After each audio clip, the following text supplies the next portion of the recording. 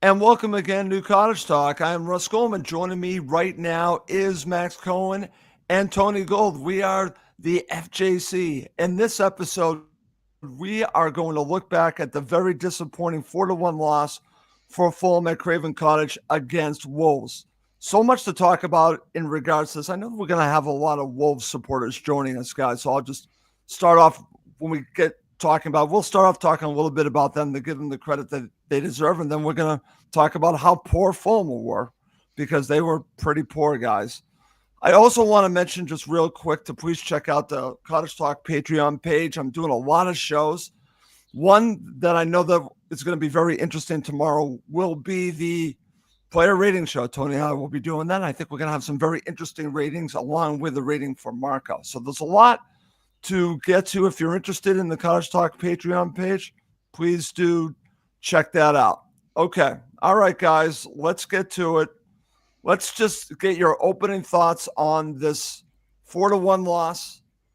I got to tell you, I didn't see this coming. Like I mentioned, I am going to give some credit to Wolves coming up, but Max, I'll go to you first. Did you see this result coming? No, not at all. Not even after we go 1-0 up. I mean, I think that was the issue, Russ, is that the entire team was complacent. There you go. And I have Totally issues with agree. Marco Silva on that because I think he's a great coach, but we showed a lot of weakness yesterday, and it was mental. Yep. It was mental weakness. Okay. So I think we go 1-0 up, and Wobie scores the banger. Everything looks great. Everything suddenly is going to be an easy day in the park, 3 wins on the bounce. Maybe we're in Europe. Oh, wow, what if we go to Spurs away and pull off a result? And the players forgot they're playing a Premier League team. The players totally forgot they actually had a match to win. And they coasted, and that comes from the top. So I'm disappointed with the way we reacted. And then I think Marco also showed naivety as well because he threw away any chance we had at getting a point because he went too far the other direction. Make 4 subs, sure, but we didn't need to make all 5. I don't know why he put in Castagna. Listen, I like Castagna, but if you're chasing a match, the first thing I do wouldn't be replace the right back, and it wouldn't be the 5th thing I do. But because of that, right, then that ruins the game, and we're down to 10. So a lot of mental mistakes, and credit to Wolves, by the way. I want to say credit to Wolves. On that form, they're not going down. No, absolutely not. Gary O'Neill's a great coach, and yeah, I think we underestimated them. And that's frustrating because we should know better as a Premier League team like we are. Been in relegation fights. We should know better than underestimating teams.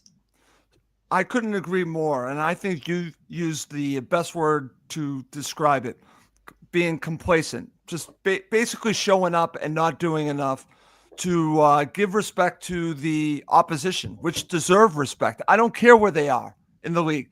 They have some great players. We'll talk about Cunha because Cunha was the difference in the match. Okay. Hands down, the difference in the match. We could not handle him. And I thought the players, like you said, sometimes getting a lead is a great thing. Sometimes you take the foot off the gas, and this is an instant where maybe they just were looking at their press clippings, as we would say over here, and did not realize who they were playing against and did not continue to basically go after it. And then they got a sucker punch, and then it got bad from that point on. All right, Mr. Gold, you were there. Give me your opening thoughts. I think Max hit the nail on the head, Russell. Mentally weak. Yeah. That's what we were yesterday. Mentally weak. We lacked resilience. We lacked fight. We saw some real characters in our team come forward yesterday in terms of their mentality when their backs are against the wall. And they lay down.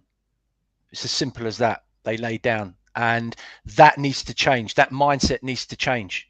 And we'll go into individual players, I would imagine, later on. But, as Max rightly said, I said a few weeks ago that league table doesn't lie.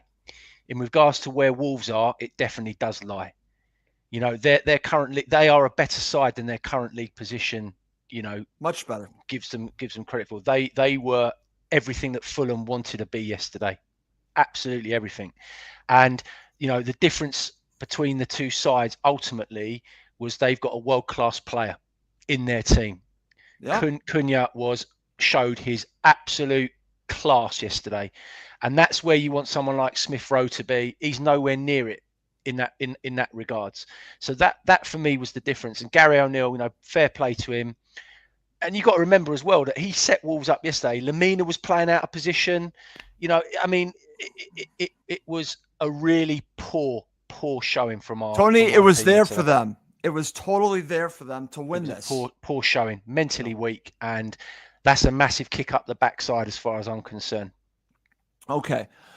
I'm going to go right back to you because I think that you really nailed it, and Max did as well when we're talking about being complacent, mentally weak. But also, I want to talk about the fight. One team wanted it more, Tony, and that was Wolves. And I think they showed that, especially in the second half. Like I said, maybe that goes back to just being complacent. They wanted it more, Tony. I'm talking about Wolves. They played with. Look, for the first 25 half an hour, there wasn't much in it. To be honest with you, we were, and Iwobi scored a great goal, and like Max said, we were up, we were in the game, but I don't know, we seemed to stagnate after that point, and I don't know whether I don't know whether the players were mentally jaded. I honestly, it's a very difficult one to understand, and you can overanalyze these situations, and you can always say, oh, that's Fulham, typical after an international break, but these are Premier League footballers. This is what they get paid to do. Why should Wolves be hungrier than us? They've had the same break, they've had the same time off, etc. We just weren't at it from the point that we scored the goal when we should have taken the game by the scruff of the neck. For whatever reason, we didn't. And that, for me, is the disappointing aspect. And we can come on to the other bits and pieces. But, this is a major problem for me, Russell. At the moment, defensively, we are appalling. We are not good enough defensively, collectively, at the moment, out of possession of the ball. And that is proving to be a massive problem. And if you look at the 4 goals we conceded, especially the first 2 yesterday, lazy defending, terrible positioning, and that's something that Silva has to address. It's all well and good saying we've got great individuals, Joachim Andersen, great, Bassi, great, but collectively, they've got to be doing a lot better. I totally agree, Tony. And like I said, we're going to be going through all this in the next hour. So now let's go to my section of the show where I call the good, the bad, and who won the coaching battle. Now, there's, I think, limited good from a Fulham perspective, but I think we already talked a little bit about it. So I'll get us going with the good. And like I said, I'll give credit to Wolves because they had a game plan. They were down several players. They're coming back from the international break, just like Fulham, and I think they wanted it more, and they have that world-class player. So I want to give them full credit there. Definitely want to give them full credit. But when we look at Fulham with the good, the bad, and who won the coaching battle, there are some good performances. I'm going to throw out Jedi, Tony. I want to get your thoughts on him. I'll put him in the good category. I said to you before the show, I've noticed a little bit of difference in his crossing. I think it's gotten much better. What are your thoughts? Yeah, I mean, it's very difficult to give a Fulham player any, credit yesterday in any performance, to be honest. Yeah, listen, going forward, Robinson, is great energy, and he was probably our best player on the day yesterday. But what does that say, Russell? And also Jedi's not, he's there to defend. That's first and foremost. He is a defender. And at the moment, this marauding fullback nonsense is actually causing us a big problem. And we need, Silva needs to address that. He needs to look at that. He needs to think about, where those players are when we lose the ball in transition. What is happening? Why are we getting done? The first goal yesterday was a prime example. I mean, Anderson wasn't at the races for whatever reason. I don't think he was fit. I actually don't think he was fit to start. There's something not right with him yesterday. But that ball's come over his shoulder. He's got to see the danger. And then even if he's missed the danger, where was Tete? Ball watching. Why was Tete not getting round him and seeing that? That's a poor goal. Poor goal to give away. He's taking it down brilliantly and it's a great finish, but he should never have got into that position in the first place. Never. Okay. Very good. Over to you, Max. Like I said, limited talk about what was good. It's hard to, like I said, I wouldn't give anyone the man of the match, but I did want to mention some decent performances. Good is probably strong, but I thought Jedi played pretty good. I also throw in there Sasa Lukic, who I think played well, but I don't think he was ready to go for 90 minutes. And we'll talk about when we talk about the starting 11, the situation with Sanderberger, not knowing what's going on with Sanderberger was really upsetting to me. And I'll talk about how I learned Sanderberger was not playing.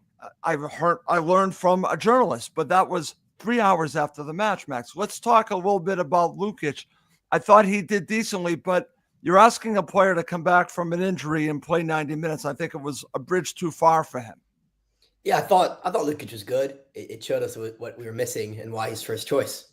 So yeah, but I think the other player I want to say is good as Iwobi, because it's a sensational goal. Okay. But I mean that's about it. I think, I think Tony was 100% correct in the sense that the defense is all over the place, and it's hard to talk about the good when I think the analysis of that first goal is totally spot on, and Anderson was just not on it. But Tete, I think the Anderson Tete combo, those are where the problems were, right? Which totally is weird, agree. because normally we're talking about Bassey being a little bit suspect, or Robinson being too far up the pitch and not doing as well one-on-one. But yeah, it was Tete and Bassey.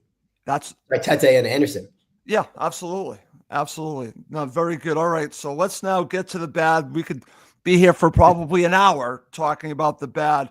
I'll get us going. I know we were talking about the defense, Tony, but I want to start with a player that, again, I was mentioning to you guys that I had 3 keys to victory that I put on the Cottage Talk Patreon page. Fulham failed in all 3.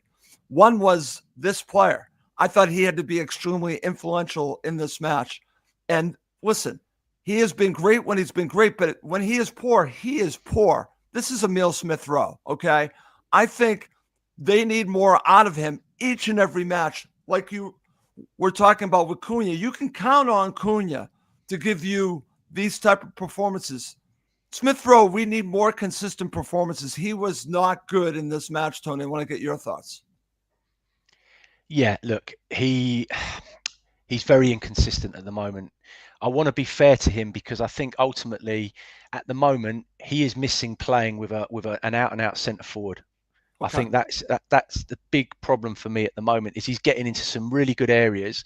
He's getting his head up and he's looking, and he doesn't know what, he's going sideways. He's going either to the left or to the right. And really, in those situations, you want him to be carrying on, driving forward and playing forward. And for all the good work that Raul does, he's not that centre forward. And I think that's hurting us at the moment, Russell. It's really hurting us not having an out and out, centre forward that can bully defenders, is strong, can pull them apart. We haven't had that. We haven't got it. And that's something that needs to be addressed. Otherwise, it's I don't, we've got 4 really tough games coming up. And I think it's going to be a real struggle for us to score goals in those games. And I just think at the moment, for me, I think Smith-Rowe ended up just not fancying it yesterday. When the going got tough, I think he just didn't, just couldn't be arsed with it really at the end. That's what it looked like to me. Max, what are your thoughts on Smith-Rowe? I'm so glad Tony brought it up. I'm so glad, because in the opening, he talked about Cunha. And the immediate, on his praise about Cunha, I was thinking, just before he said Smith-Rowe, I was like, wow, don't we wish Smith-Rowe could do that? Right. I don't want to be too harsh, as you guys have both correctly said. Like, listen, he just signed for the club a number of months ago. He's a new player. We've seen how new players take a while. Let's just think about Lukic. I was here on this podcast savaging Lukic's performances for months before he came good for us. So I want to be fair. But it's fair to say that the hype around Smith-Rowe, the tremendous hype, and his pedigree, he's not up to it yet. Not saying he'll never get there. Right. He's not there yet. And for all the Arsenal fans in everyone's lives, and I'm sure there are, because they seem to be everywhere in this world, we need to tell them he's not it yet. Stop asking me every week, how's Smith-Rowe doing? Because he's not doing much on the pitch. He has flashes of brilliance, but he's not the finished product. And I mean, the only word to say his performance is anonymous. Right. You just forgot he was there. Whereas Cunha, you couldn't forget him. No. He was absolutely ever bossing it and putting 2 of the best goals I think you'll see in a weekend. I mean, fantastic goals. Top class, 10 out of 10 in terms of his goals. I think Tony makes a good point. When you're playing at Arsenal, and it's not just a center forward either. When you're playing at Arsenal, you're surrounded by excellent players. You're surrounded by top class players. We're not there yet at Fulham. That's okay, but we're a worse club. So suddenly you need to up your game and make runs and do things which accommodate the players in the pitch. And he's not yet at that level to lift everyone up with him. But I think the Jimenez conversation needs to happen too. I'm ready to go on the show right now and take a shot at Jimenez because we're going to talk about. But he missed a sitter. Terrible. As you gentlemen both know, goals change games. 100%. And if we score there, which we should score, any striker score, which both of you would score and I would score. Yep. That goal, empty net. I know it's hit hard, empty net. It's a different match. And then we have a cushion and maybe it's a different story. So I think Jimenez needs to go up in the bad because we haven't solved our striker problem. And, okay. Excellent. And over. No, that's fine. And we're going to be going over the turning points of the match, Max. That's a huge one, talking about the miss from Jimenez. But let's continue on with the bad. Like I said, there's a good amount of bad. And I thought I would serve this one right up for Tony. We have to talk about Pereira because Pereira was bad. And I mean real bad once again, Tony. How many opportunities are Fulham going to get from set pieces and not score? That's number one. But it's not only that, it's his overall play. He was poor, my friend. Your thoughts on Pereira? I'll give it right to you. I'm sick of talking about this guy, honestly. And I got to tell you, the blame's on Silva. It's not Pereira. It's on Silva. Surely Silva has seen 12 games this season, right? 12 games he's watched Pereira in this position. We've scored no goals from set pieces this season. He continues to take every corner, every free kick. Someone explain it to me. Make it make sense. Because it doesn't make sense. And I genuinely believe he is one of the major problems that we're having at the moment. When we lose possession of the ball and defensively, he is one of the major problems why we are starting to concede 2 clean sheets in 12 games. 2. That's it. That's not good enough. It's not good enough. And it's going to hurt us. And as I said, we've got some big games coming up. He's not offering us anything defensively. He's very rarely offering us anything going forward. What is he still doing in the team? Someone explain it to me, because I can't. I can't explain it. I can't understand it. Okay, very good. All right. Back over to you, Max. I think Tony, listen, he does not like Pereira's game, and I understand it because he frustrates us, but this was a bad performance. Your thoughts? Couldn't agree more. Could not agree more. The thing I want to say about Pereira is actually the first goal, right? On first viewing, it looks like it's just Anderson's fault and Tete's fault too. But Pereira doesn't have a clue. He doesn't have a clue where Cunha is. He doesn't even once look over his shoulder. And it's a positioning too. If you have to play a number 8 role, which I think, or he's not playing number 6, he's playing number 8, he's playing center mid. It goes both ways. If you're playing that, you have to have defensive capabilities. You have to. It's a modern Premier League. It's not rocket science to say that. And Pereira, as we've said so many times this season, he doesn't have that. A, it's not his fault. B, doesn't look like he's trying much, but whatever. It's not his position. He's the issue for that goal too. And he doesn't even once say to Anderson, hey, we've got a runner. Look over your shoulder. He's completely checked out. And that's where the run starts. It's a deep run from Cunha. When I was looking at the replay, I was like, I hope he's offsides. He's not even close to offsides. He's running from the center part of the pitch, and no one tracks him. So that's my new criticism of Pereira. I think your guys' more meta criticisms are totally accurate too. The set pieces thing, I don't know if you can blame him entirely, but he's the one taking them, so he deserves to shoulder some of the blame. And the attacking contributions aren't there either. If he's banging in assists and goals week in, week out, I think we can let some of this slide, right? But that's not really happening either. So it's a tough situation to be in. But Silva, as we've known all along, is obsessed with Pereira. Yeah. He's every manager has a player like that who they love and is undroppable. That seems to be Pereira. And listen, we've done great this season, so I don't want to take too many shots at Silva, but he has been outcoached today, and this is one of the biggest situations. Well, we're going to get there coming up next, but before we have to finish up the bad. So let's talk about Anderson a little bit. We already talked a little bit about him and Tete, and I want to share this from Stefan. He says, I tend to find Anderson slow at times, which came out in the first goal, and I agree with that, Stefan, but I also agree with Tony. I think there was something going on with him physically coming into this match. Obviously, he goes off injured.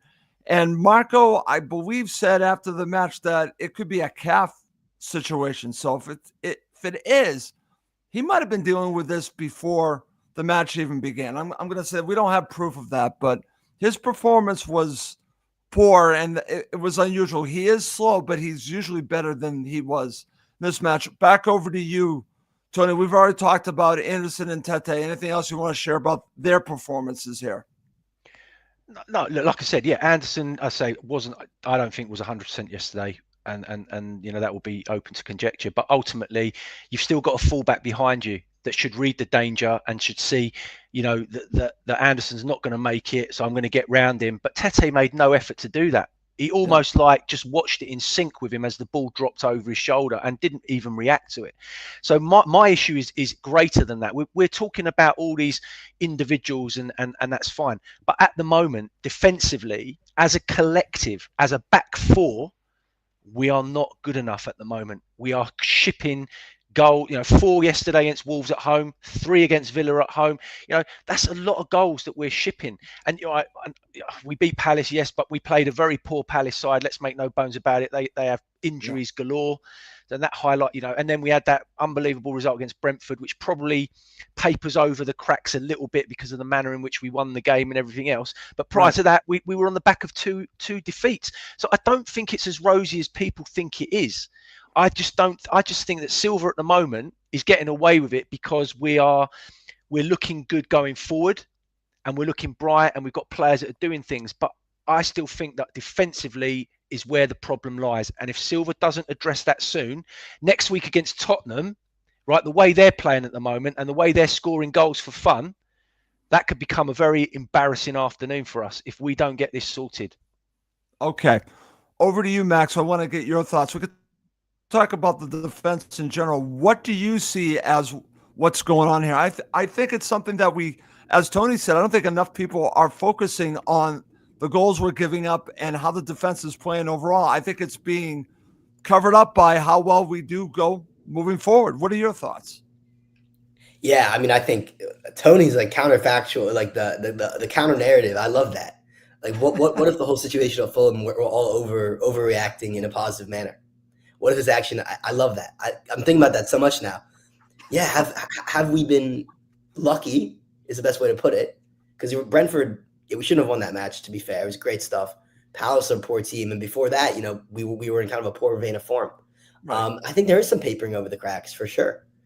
I don't know how to analyze the defensive stuff as much, other than saying we were always going to suffer when we lost Palhinha.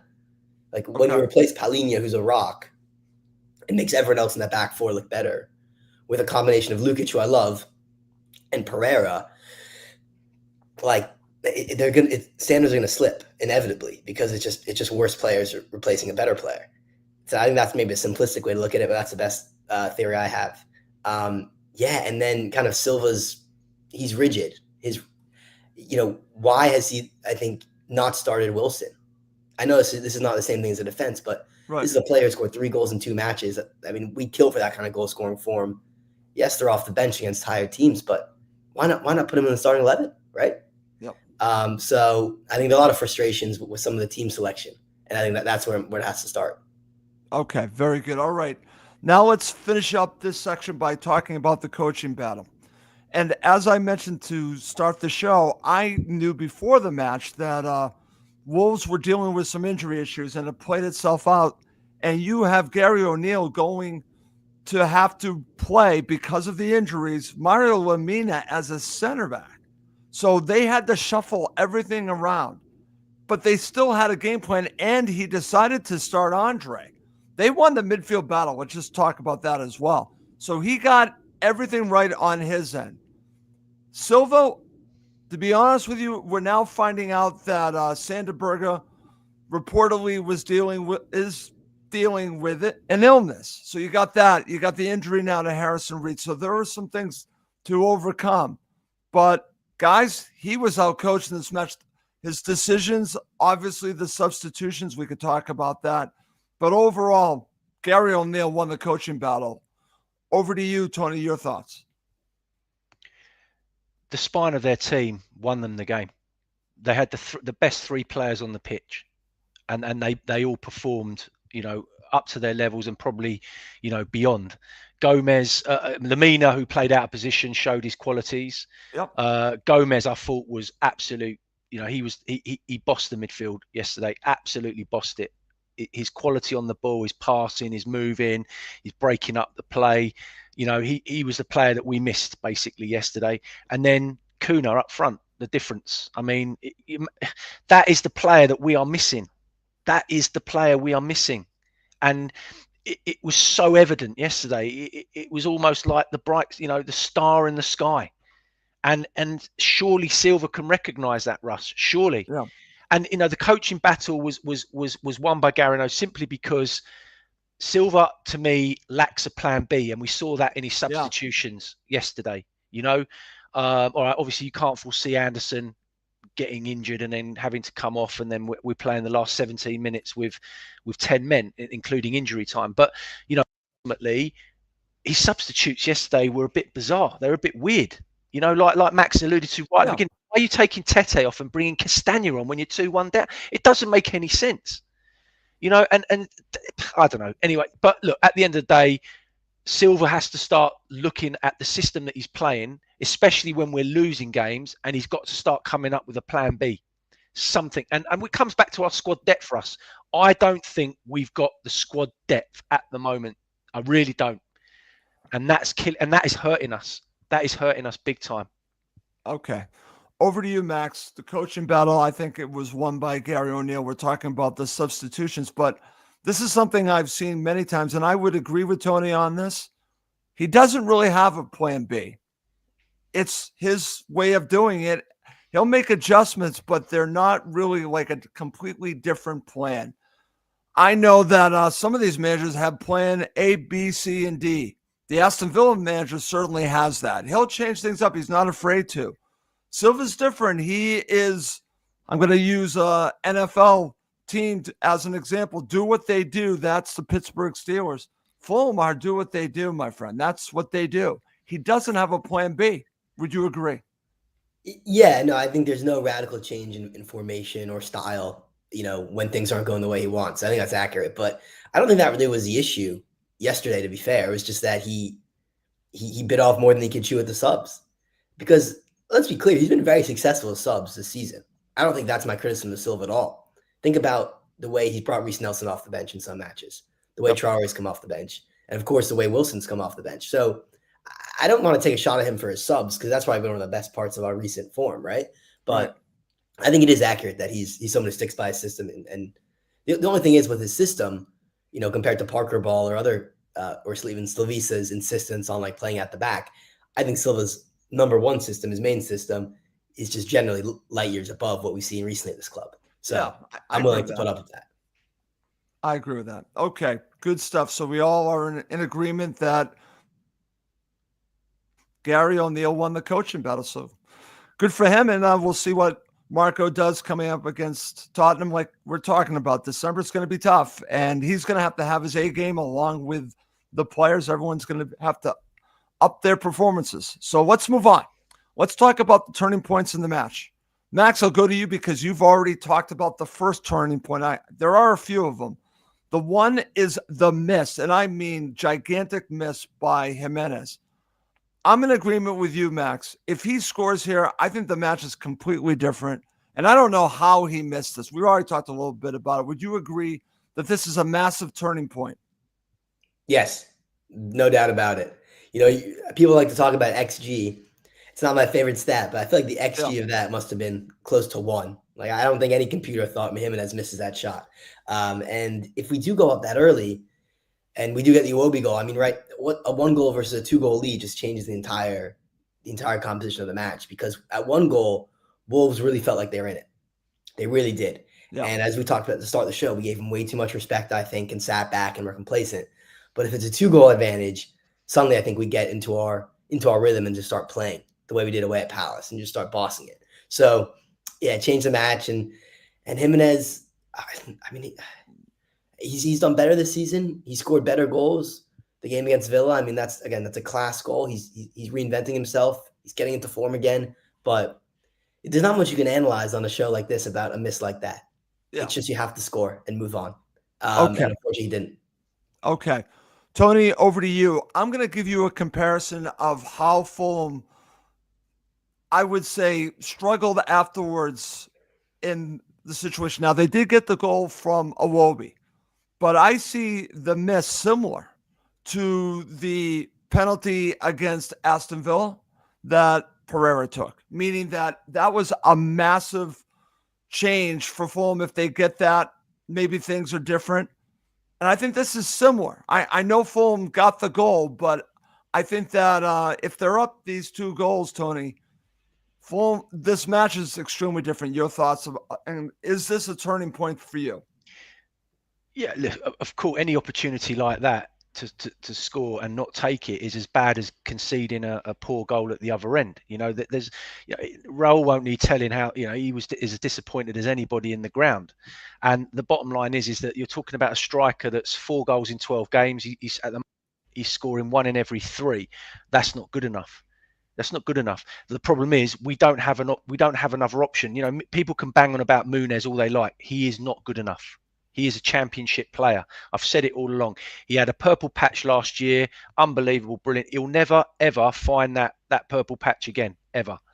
And so, we are looking at a team that basically is relying on a player that Wolves got rid of. He's coming to us.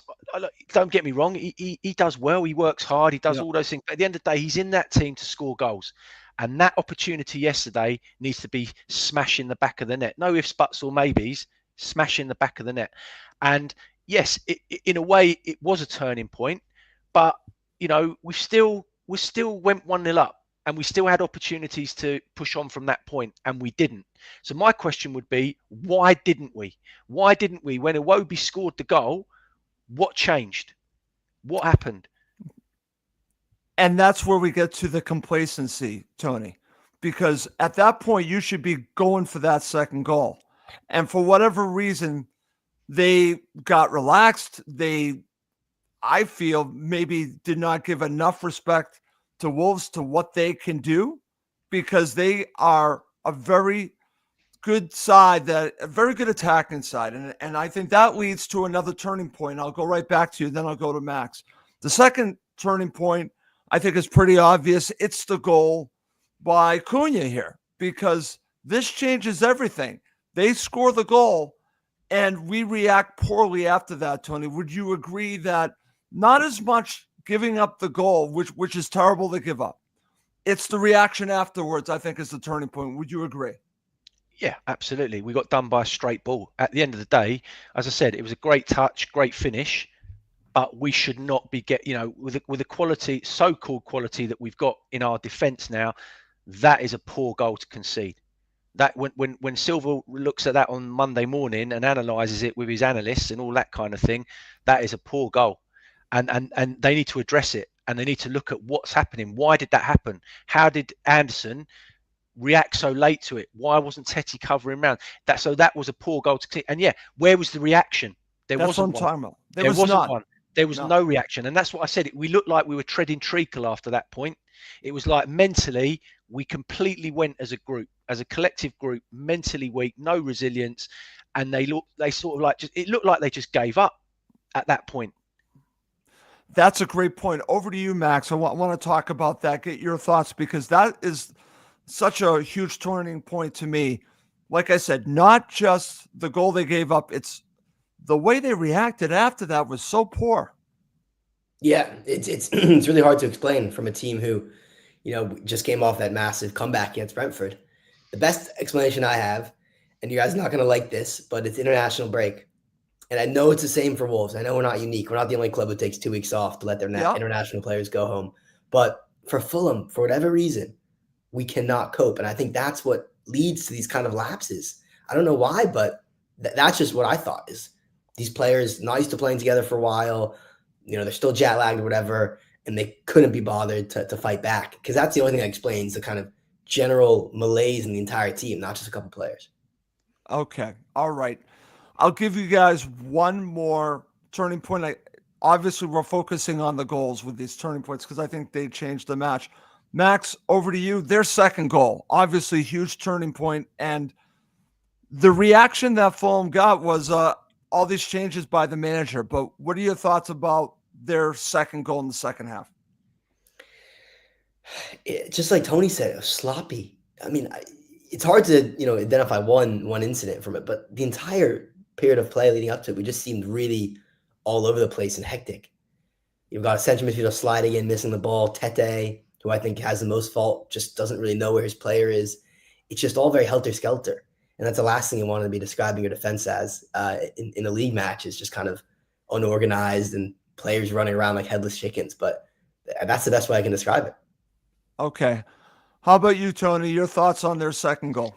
Second goal summed up our performance defensively yesterday, in my opinion. If you watch back the second goal, we were a yard off from the minute that Lukic lost the ball to the minute the ball ended up in the back of our net. We were a yard off. Not one player went to put a tackle in. Not one player went to go and win the ball.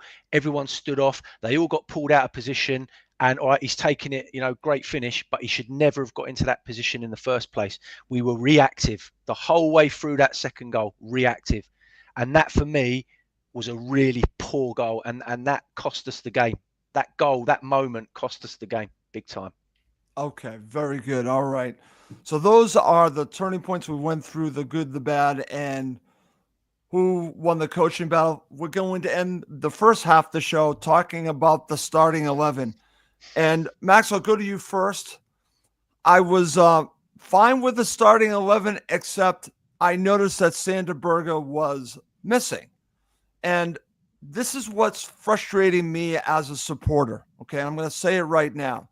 The fact that I had to tweet out to my audience, everyone, and Emma Jones from BBC Sport responds hours after the match that she heard that he was dealing with an illness, I'm paraphrasing, is very frustrating as a supporter.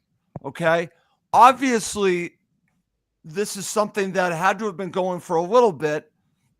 I understand for competitive advantage not letting people know this. I get that. But that was a frustrating part of when I saw the starting 11. I was fine with the starting 11, except I was actually upset that I did not know what happened with Berge. Your thoughts? Yeah, the lack of transparency makes no sense. It's not that difficult. All they had to say was, if you want us to talk about an advantage, I understand clubs keep these things close to their chests before the lineups are revealed. But once the lineups are revealed, it's public, and he's not in the squad, and everyone knows it anyway. Yeah, and they've done this before, Max. They've actually done it on social media before. Why didn't you do it in this match for your supporters? Why didn't you let everyone know that he was dealing with an illness? That would have been fine. Why did you not do that? The lack of transparency was really annoying to me. Very bizarre. Very bizarre. So yeah, that's poor on the club. And as you mentioned, it's a consistent thing with Fulham sometimes. We seem quite opaque as an organization, and I think it turns fans off. I think the number one incident people have issue with is this, ticket pricing and the kind of lack of explanation, all that stuff. So it seems to be a general trend, and this is a more frustrating aspect from a football perspective of the club just not talking to its fans. Okay. Tony, your thoughts on the starting 11, and like I was mentioning to Max, us not knowing about Berge, I think is frustrating. Yeah, it's not difficult, like Max said, just to put out a tweet or something to say, Berger's been ill last night, whatever. He's not going to be fit to play. End of. Then it kills everything. Right. But the team comes out. You're looking at it. Then you're looking at the bench and you're thinking, and everyone starts to, overthink things. Look, at the end of the day, with Berge being injured and obviously Lukic coming back, I didn't see Silva setting up any differently, to be perfectly honest. In my opinion, I think it's a big asking Sasha Lukic to come back into a game straight, and he hasn't played for as long as he hasn't played, to come straight into that game and get 90 minutes. I think it's a big ask. What I want to understand is, and other Premier League teams seem to be doing this at the moment, throwing in young players, giving them an opportunity. All right, I know Arsenal at the moment, different playing field, and they've got the luxury to be able to do it. And you saw the youngster come on yesterday for them and score and do really well. We got Josh King sitting on our bench, getting splinters week in, week out. We know what an unbelievable talent he is and what he can be. Why can't we just give him an opportunity to go in there and play. He's not going to do any worse than Pereira. He's not going to do any worse than anyone else. Give him a chance. Let him play. Let him play. Totally agree, Tony. It's funny because it's not like he hasn't played with the first team. He's part of the first team. I've seen him in preseason, so it wouldn't be foreign to him to step into that situation. And especially with Harrison Reed out as well, because obviously Harrison Reed obviously picked up an Harrison injury, Reed is out. Right, he's not around now. So give Josh King a chance. Put him in. I totally agree, and I don't understand that either. I really don't know why. That's the one frustrating part, Max, and then we'll move on, is that we're not really taking advantage of our academy. And you have a player here that has so much promise. And there's a situation there when you have the injury to Harrison Reed. I'm glad that Tony mentioned that. So why not include Josh King? That's a great point. Yeah, I mean, the youth have not really been brought through in recent memory. With the exception of Carvalho, that's not an emphasis of Silva's teams. And this Jay Stansfield situation, I think, is a good encapsulation of that. I think really good young players don't have a path to the first team at Fulham.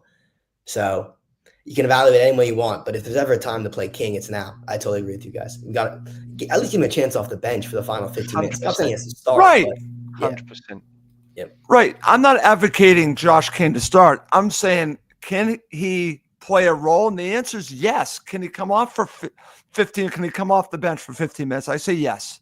And it infuriates me that a player like this is being forgotten. I'm glad that Tony brought him up, but we haven't really talked about him because he's not even really featuring at all. He's not obviously playing. And you got a kid with so much promise. Can you give him a little bit of a taste? Honestly, get him more involved than he is right now. That's a great point by Mr. Gold there. Very good point. Okay. Coming up next to end the show, we're going to look at both halves. There is going to be no man of the match because no one deserves it, but we'll be finishing up the show coming up next. Okay, guys, let's get to it. Max, I'll go to you first. And we've talked a lot about what happened in the first half. We've already talked about the miss by Raul. We've talked about the goal from Iwobi, the goal by Cunha. So I want to really just focus more, instead of talking about those situations, just your overall analysis of what you watched in the first half as a half. So I'll go to you first, and I'll go to Tony. It was pretty disjointed apart from the goals, right? It was neither team really seized the initiative. Neither team really was bossing it. And yeah, I mean, as we've said many times, we get the first goal, and instead of then being the dominant team, we let the away side push us back and get right back in it. And that's the most frustrating part about it is, that's not what we've seen a lot from Fulham. A lot of the time, I think we take initiative and we press on. We're quite good at scoring the first goal. But yeah, that was just kind of the rust or the complacency, whatever you want to attribute it to. Yeah. There wasn't that same hunger and intensity and just sharpness in our play. I think that was the issue all match, but especially in the first half. Okay, but would you say, and I'll go and say, I thought Fulham were the better side in the first half. Would you agree with that or disagree? Yeah, I think we had more big chances for sure, but that evaporated as soon as Cunha scored, and we kind of receded into ourselves. There wasn't a really big response either. That was the other issue I have. That's a good point. That final 15 minutes was poor because the mental part of the game, unfortunately, came back, as we've been talking about during the show. Okay, over to you, Tony. Your thoughts in the first half overall? Yeah, I think Max pretty much summed it up, really. Look, for half an hour, we played okay. I don't think we were anything special by any means of stretch. It took a great finish from Iwobi to really open up from that, the game. But Wolves were always in it. They were always hanging in. They were always there. Yeah. They always had the quality, and it was really up to Fulham to get that second goal, and that I think would have mentally broken Wolves, actually, to be, to come back from 2 down. I think that would have hurt them, given where they are in the league and the games that they've the run of games they've been on. But ultimately that didn't happen. We regressed, like Max said. We didn't push on with the initiative. They get the equaliser. We go in at half time. I don't know what Silver said at half time, but we came out the second half, and honestly, that is our worst second half performance of the season by a country mile. By a country mile. Flat, Oh, nothing there.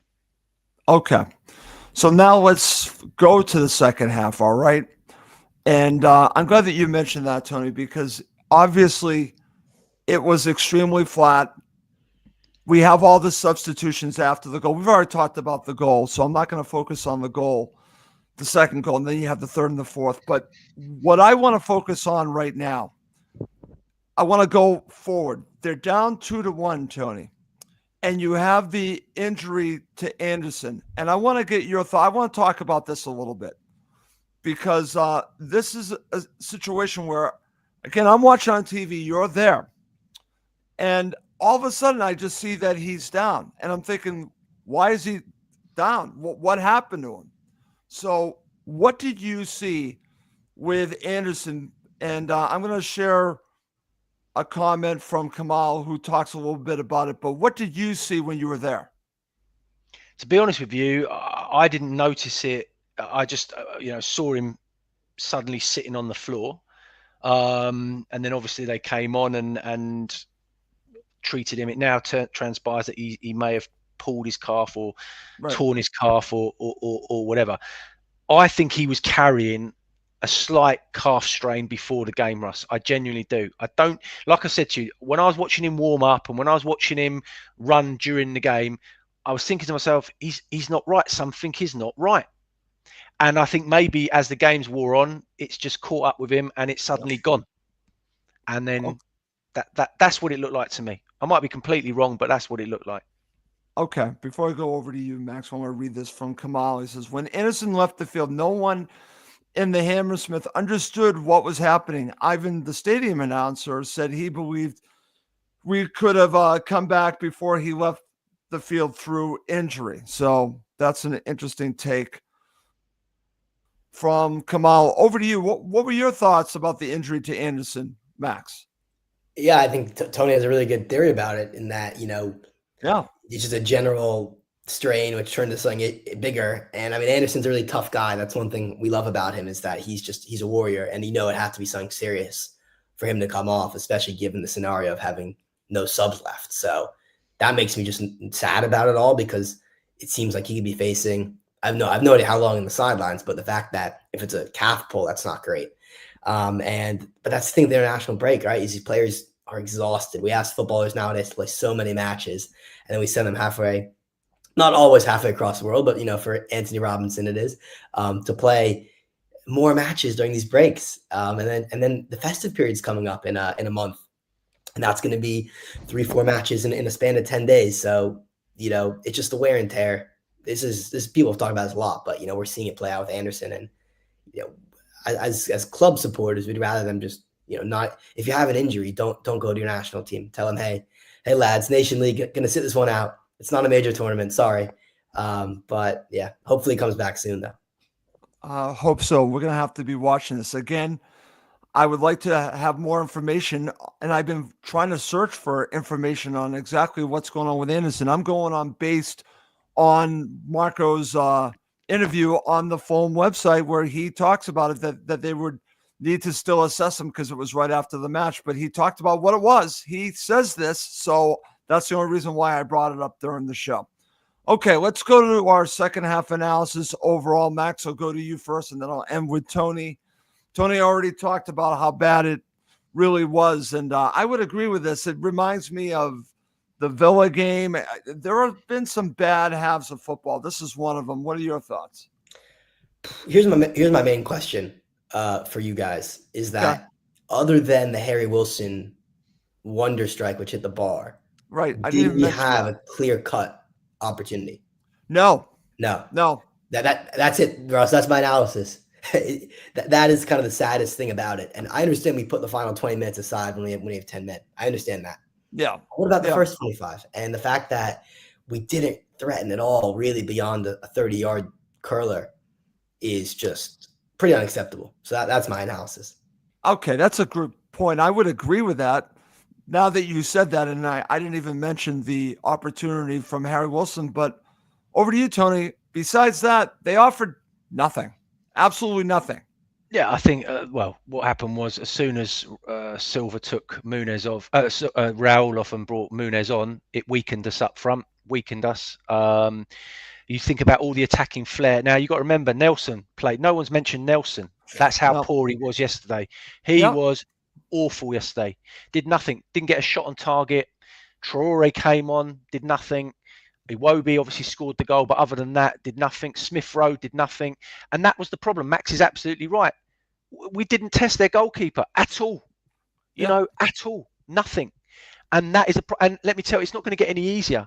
We've got Tottenham, Brighton, Arsenal, Chelsea coming up. Tell me where we're going to get. Tell me how we're going to win those games. Tell me how. How are we going to win those games based on that performance yesterday? If Silva doesn't make some drastic changes, how are we going to win those games? I cannot see us winning one of those games at the moment. I genuinely can't. Well, Tony, my answer to that is that they have it in them. I've seen it. It's going to come down to Silva setting them up correctly, and then, of course, the players reacting. And I don't know if it goes back to this mental issue you're talking about, but why do I feel that they are going to react? Because of who they're playing against. And I think that maybe, just maybe, there's a little bit of arrogance with some of these players. And we've seen it with other clubs. I would say Tottenham players last season acted like that towards Fulham. They haven't done anything yet, Tony. I'm talking about the players. They're acting like they're Liverpool. You're not Liverpool. You're not Tottenham. Do you get where I'm going on this? I think that in some of these matches, they think that they can just show up. They'll show up against these teams, and I think they'll play much better. They didn't show up here because I don't think that they felt that they needed to. That's a mental issue, Tony. That's my thoughts on this. Silva will want a reaction, obviously, but that reaction's got to come away at Tottenham. Right, I agree. Who've just come off the back of a 4-0 whooping of Manchester City. Right, so and they're going to be playing at home, and White Hart Lane hasn't been a great venue for us over the years. We don't tend to do particularly well there. So would you? I mean, I'll take a horrible performance and 3 points next week rather than a great performance and 0 points. Genuinely, I agree with you. I totally agree with you. But when we talk about the second half, you've already talked about it. Just any other thoughts you want to share on that? No, it was. Listen, the third and fourth goals, I don't really. They were what they were. We had 10 men on the pitch. The players were exhausted. The shape was all over the place. And Wolves took advantage of that. Fair play to them. I don't think we could have done the fourth goal particularly. I mean, it was a 4-on-2 situation. I don't know how that ended up happening. We lost the ball high up, and then suddenly, those things happen.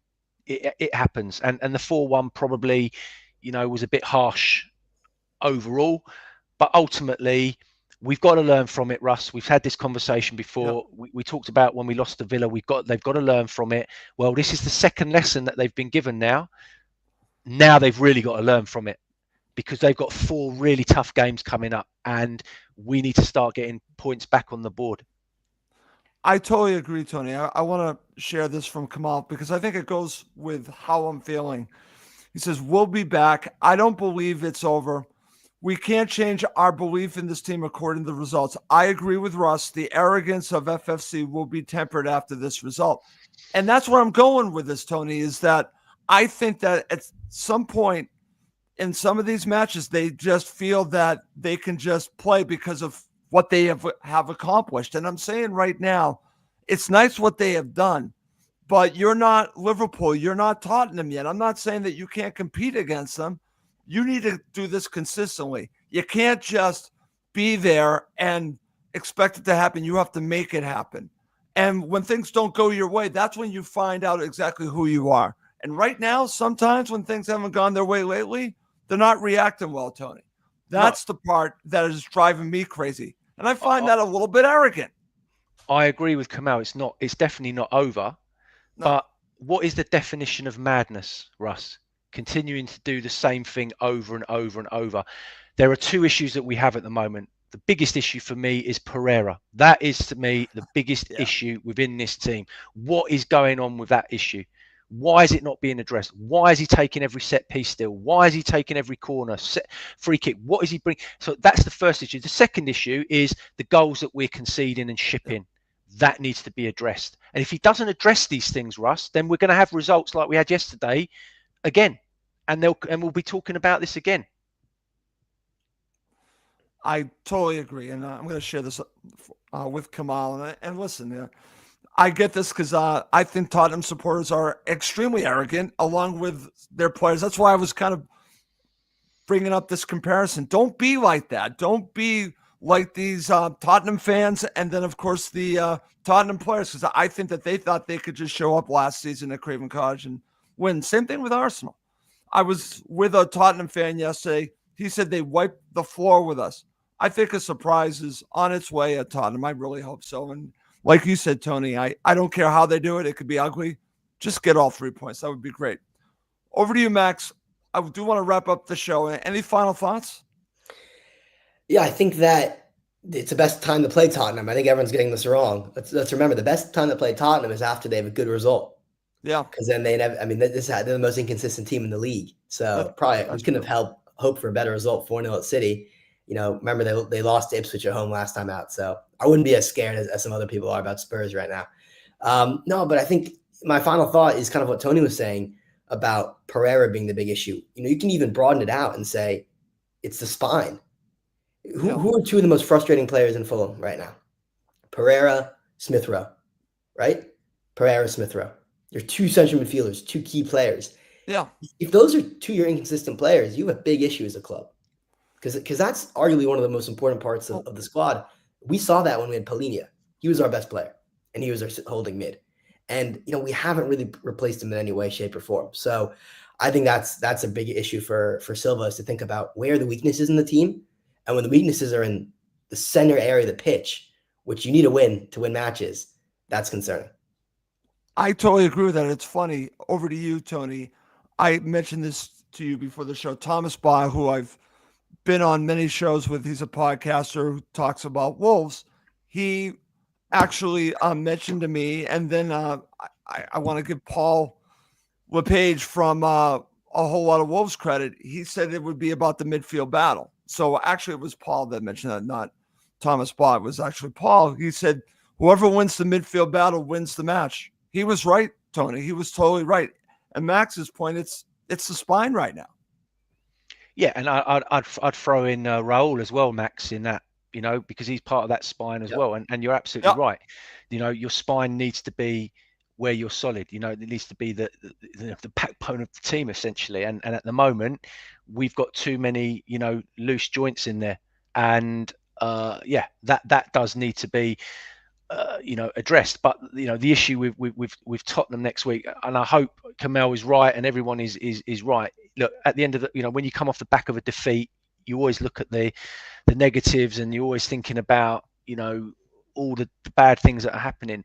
Look, I think Fulham are where they are. I think that is a true reflection at the moment. Our league position is a true reflection on where we are as a team. The inconsistencies throughout the team are there to be seen. That is something that Silva needs to address. He is the manager. I don't know if you just heard, but Leicester have just sacked Steve Cooper literally about 10 minutes ago. They've sacked him, right? They've sacked him because the team's he's not getting a tune out of those players. He's not getting a tune out of them at all.